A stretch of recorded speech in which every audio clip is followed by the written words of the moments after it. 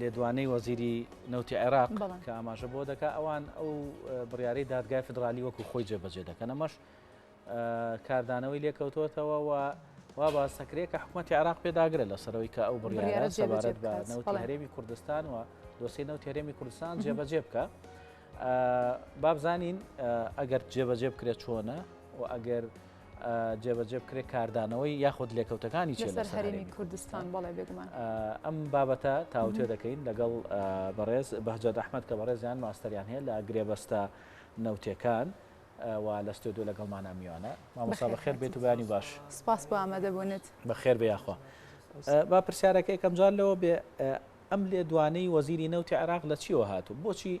لەم کاتەیە ئەم لێدوانەیە ئەیات و ئەڵێ ئەبێت جێبەجێ بکرێت؟ مەبەستم بڕیارەکەی دادگای فدرالیە سەبارەت بە نەوتی هەرێمی کوردستان. بەیانیتان باش و بەیانی بینەرانی عزیزی کەناڵی عزیزی کورساتش باش. طبیعی ئەم لێدوانەی وەزیری نەوتی عێراق ئەحسان عەبدولجەبار لە کۆبوونەوەی ئەنجومەنی وەزارەتی نەوتی عێراق لە چەند ڕۆژی ڕابردوودا ڕوویدا و ئەم لێدوانە بەرمەبنای ئەو بڕیاری مەحکەمەی ئیتیحادیە کە لە 15/2 دەرچوو و دوای ئەوەش وەزارەتی نەوت دوو نووسراوی ئاڕاستی هەرێمی کوردستان کرد کە لە نووسراوی یەکەمە ئاگداری هەرێمی کوردستان دەکاتەوە بە شێوەیەکی فەرمی ئەڵێت ئەگەر بێت و ئێوە ئەم بڕیاری مەحکەمەی ئیتیحادی جێبەجێ نەکەن ئەوە تەحمولی نەتیجەکانی ئەکەن و لە نووسراوی دووەمیشانە هەر ئاگداری هەرێمی کوردستانی کردوێتەوە کە دەڵێ پرۆپۆزەڵێکی خستۆتە بەردەمی هەرێمی کوردستانەوە کە ئالێتی جێبەجێکردنی بڕیارەکەی مەحکەمەی ئیتیحادی تیادا و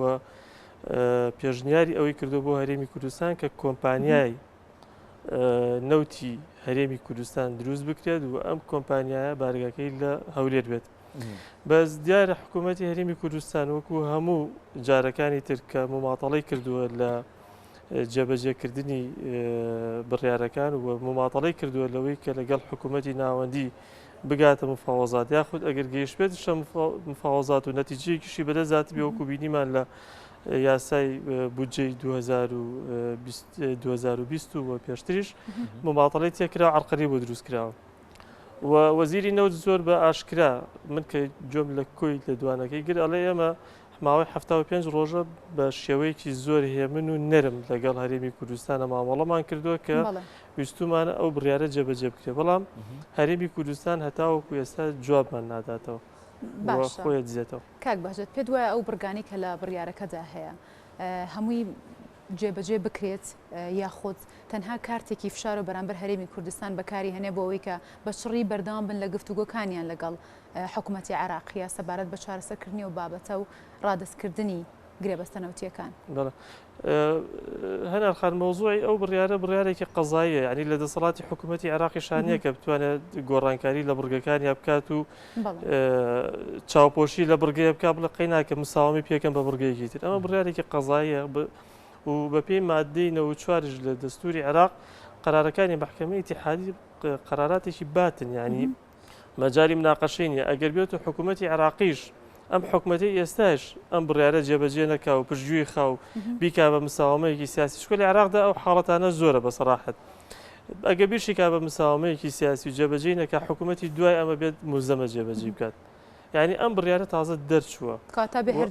ئەبێ جێبەجێ بکرێت. حکوومەتی هەرێمی کوردستان من جارێکی تریش لە چەندین لێدوانە باسم کردووە تاکە چارەسەر بۆ ئەو بڕیارەکە حەل بکرێت کە بتوانێت هیچ نەبێت تۆزێک یعنی ئاسارەکانی هێواشتر بکرێتەوە کاریگەریەکەی هێواشتر بکرێتەوە تەنها مەحکەمەی ئیتیحادی خۆیەتی، یعنی حەلەکە تەنها لە مەحکەمەی ئیتیحادیە نەک لە هیچ شوێنێکی تر. باشە حکوومەت هەرێمی کوردستان نەتوانێت سکاڵا بەرێتە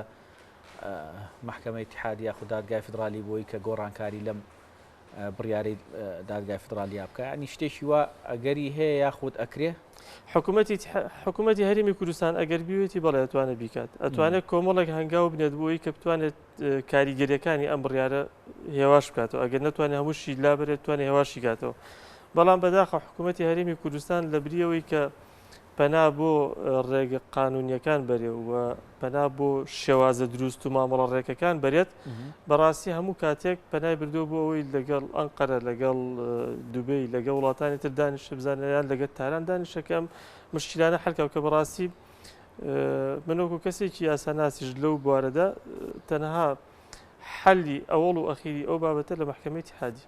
باشە کاتە پێ دوایە تا ئێستا و ڕێگەیانەی کە ئەو معامەڵەکردنی کە حکوومەتی هەرێم لەگەڵ و بڕیارەدا گرتوێتێ بەر مامەڵەیەکی لە جێ خۆیدا نەبووە دروست نەبووە؟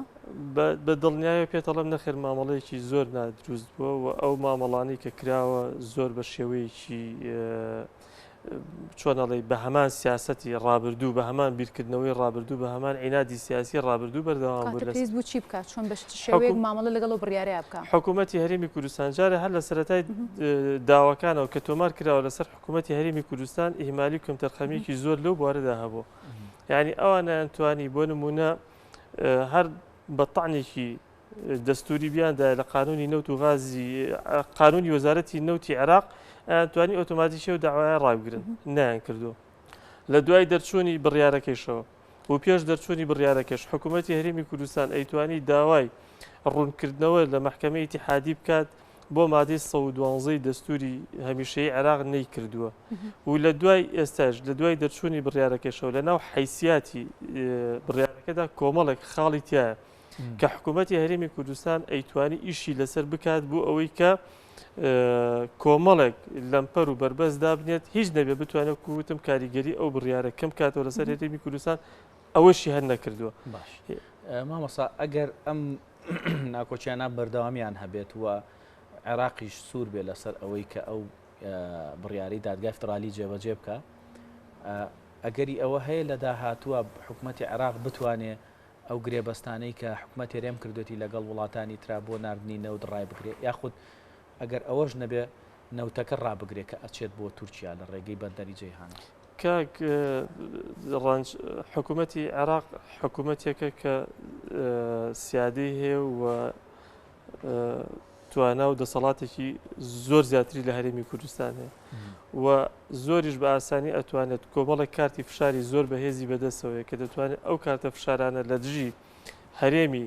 کوردستان بەکاربێنێ بە دڵنیایی ئەتوانێت ئەو کاتە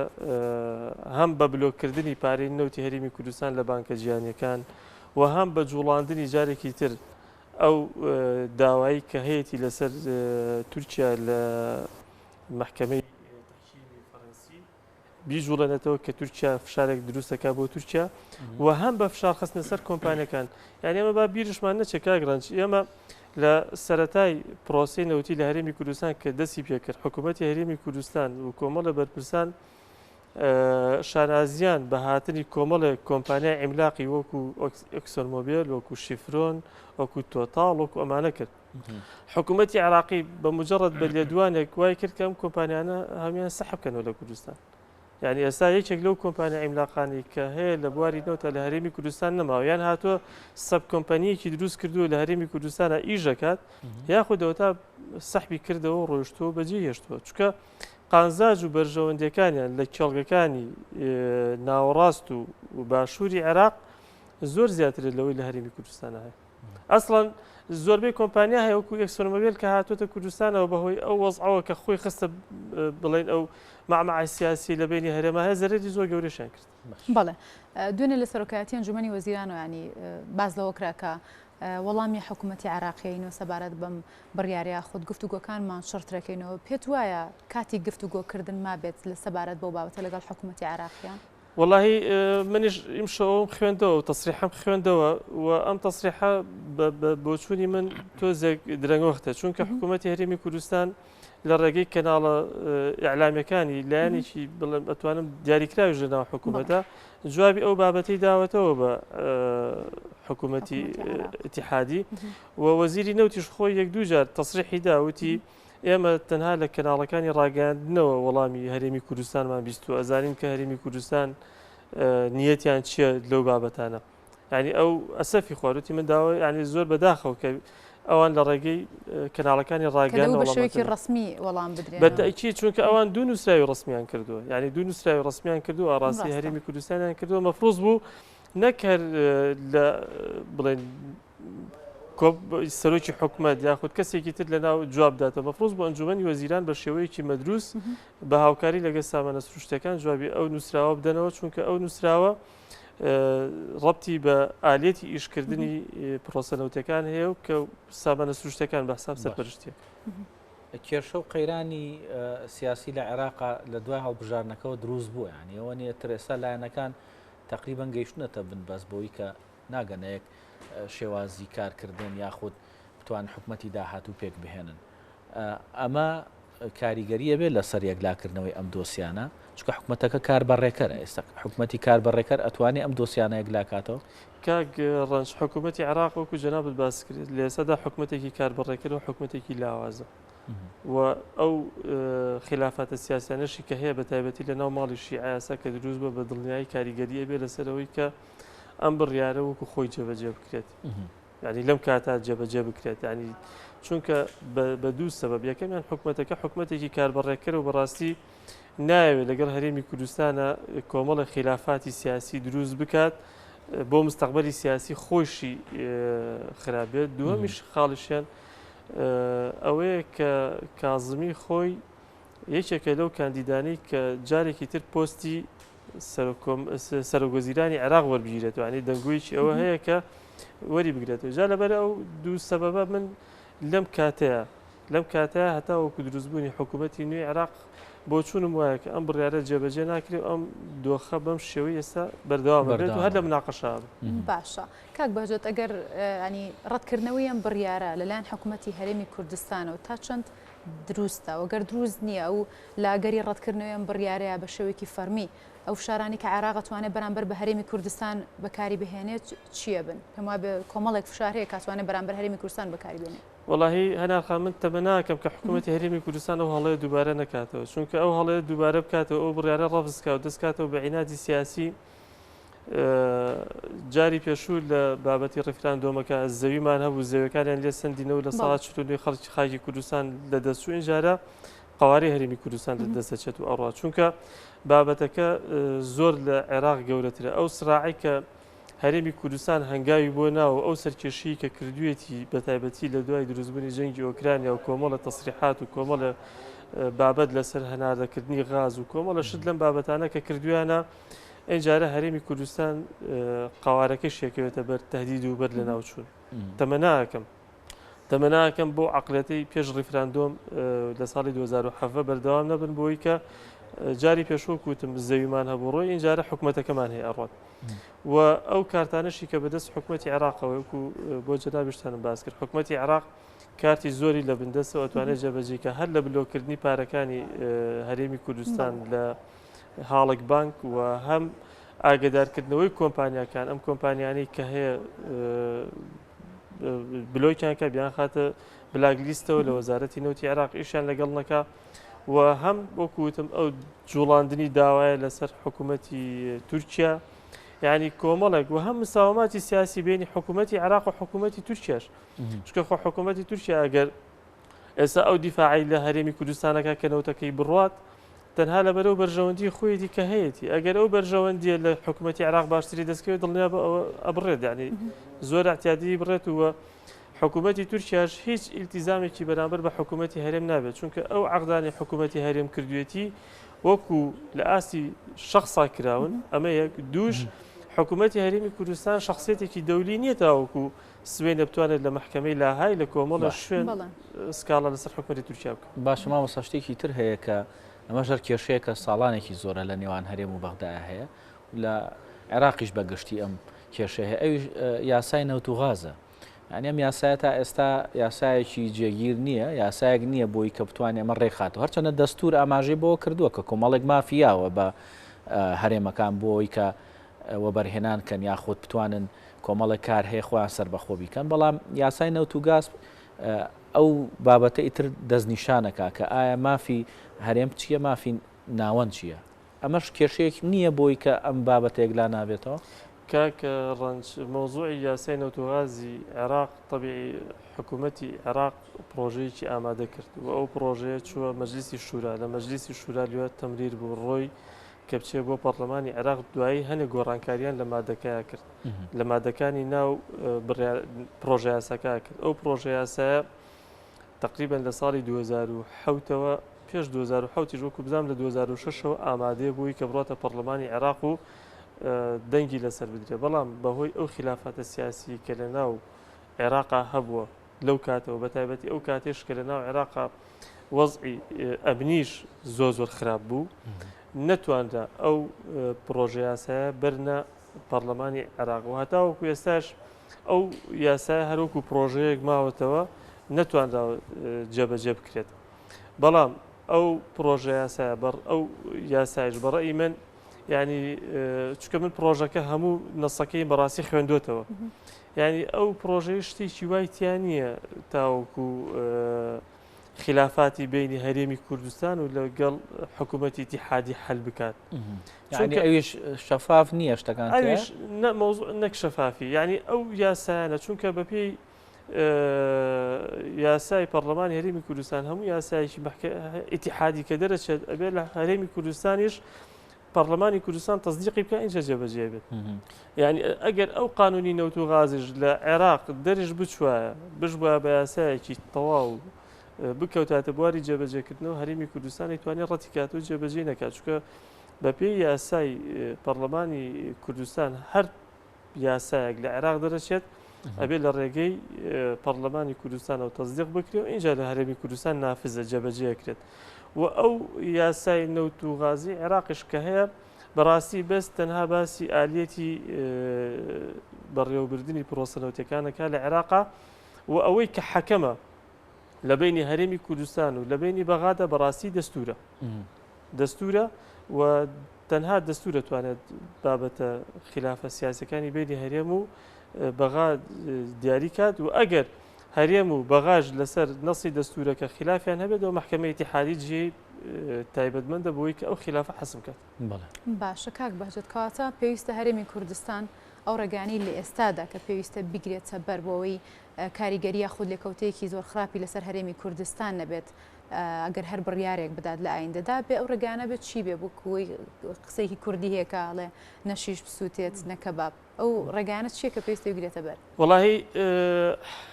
ئەو بابەتە قوبادیش لە یۆناان لە کۆڕبەندی دیڵفی زۆر بە ئاشکرا بە هەموو لایەکی وت تەنها ڕێکەوتنە لەگەڵ حکوومەتی ئیتیحادیە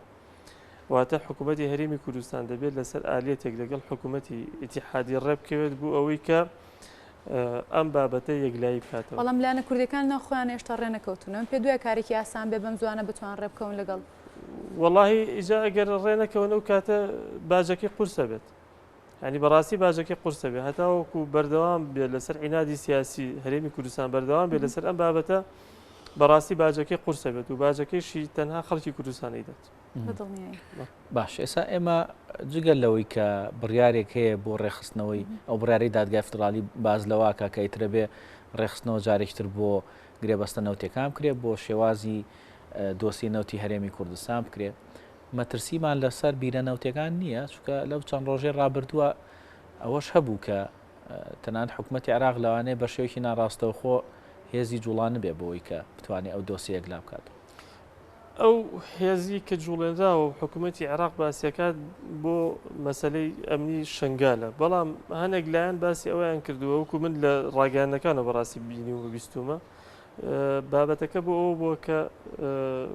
ئەو هێزە بۆ حجێ بێتە ئەو منتیقەیە بۆ کۆمەڵێک کێڵگە چونکە ئێمە لە بیرمان نەچێ هەرێمی کوردستان دوو جۆر کێڵگەی هەیە کێڵگەییان کە پیان دەوترێت ئەوانەی لە ناو خەتی ئەغزەرانواتە خەتی سەوز ئەوانن کە ئەو کێڵگانن کە لەژێر دەسەڵاتی ئیداری حکوومەتی هەرێمی کوردستانە پێش ڕوخانی سەدام لە ساڵی 2023 ئەوانەی ناوچە جێت ناکۆکەکانن کە کەوتۆتە ئەو دیو خەتی ئەغزەرەوە وەکو حکوومەتی عێراق کامیان زۆرترین نەوتی تێ وەڵا ئەوانەی ئەو دیو ئێستا ئەوەی کە ئێمە هەمانە بۆ نمونە خۆرمەڵە یەکێکە لە کێڵگە هەرە بە قووەتەکانی هەرێمی کوردستان و ئەتوانم بڵێم لە 150 بۆ 60 بەرهمێنانی نەوت لەو کێڵگەیە ئەکرێت کە بەداخیشەوە ئەو کێڵگەیە دراوە بە کۆمپانیایەکی لۆکەڵی و کۆمپانیایەکی حیزبی کە ئەم کۆمپانیا ئەوەی شەفافێت بێتیایدانێ و کەسیش نازانێت داهاتەکەی چەنەوە بەهۆی هەنێک سەرچاوە زانراوە کە کەمیەتێک ئینتاژەکرێت لەسەر و بەڕاستی خەیاڵەوەی محکمێتێکی زۆری تاجەکرێت. باشە کاک باشە دوو باست کردکەواتە عێراق هیچ پێشببینی ناکرێت لە گەری پابەنەبوونی هەرێمی کوردستان بە بڕیارەکەی دادگای فیدراالیەوە هێزی سەربازی بەکاربهێنێت ئەگەر بێت و هێزیش بەکاربێنێ ڕەنگە هێزێکی سیاسی لە ڕووی سیاسیەوە هێز بەکاربهێنێت. واللهی هەنارخان حکوومەتی عێراق هەموو ئەگەرێک لە بەردەمیا کراوێ